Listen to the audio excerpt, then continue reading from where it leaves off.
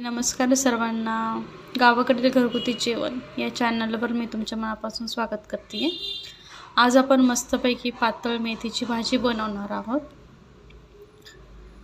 तुमच्याकडे ही पातळ मेथीची भाजी बनवतात का मला नक्की सांगा. चला आपण मेथीची भाजी बनवण्यासाठी सुरुवात करूया.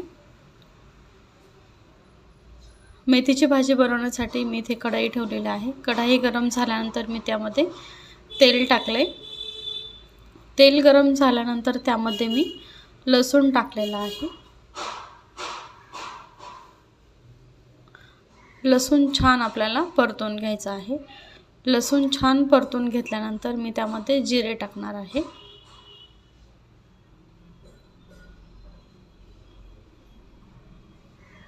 लसूण आणि जिऱ्याने भाजीला टेस्ट खूप छान येते.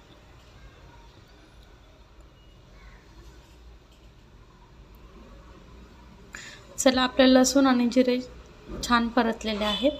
आता आपण आपली जी भाजी घेतलेली आहे स्वच्छ धुवून ती भाजी आपण टाकणार आहोत.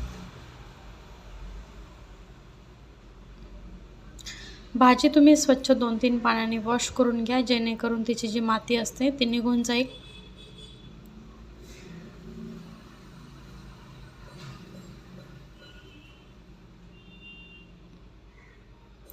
चला मी आता सर्व भाजी यामध्ये टाकलेली आहे. आता आपल्याला ती भाजी छान मिक्स करून घ्यायची आहे. तुम्हाला माझ्या चॅनलचा व्हिडिओ जर आवडत असतील तर लाईक, शेअर, सबस्क्राईब नक्की करा. चॅनल सुरू करून थोडेच दिवस झालेत, परंतु खूप छान रिस्पॉन्स येत आहे. त्याबद्दल सर्वांचे मनापासून आभार. Thank you so much all of you.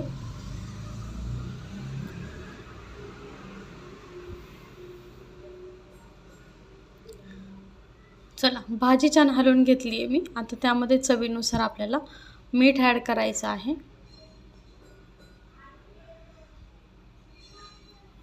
मी मीठ टाकल्यानंतर भाजी छान अशी परत आपल्याला हलवून घ्यायची आहे.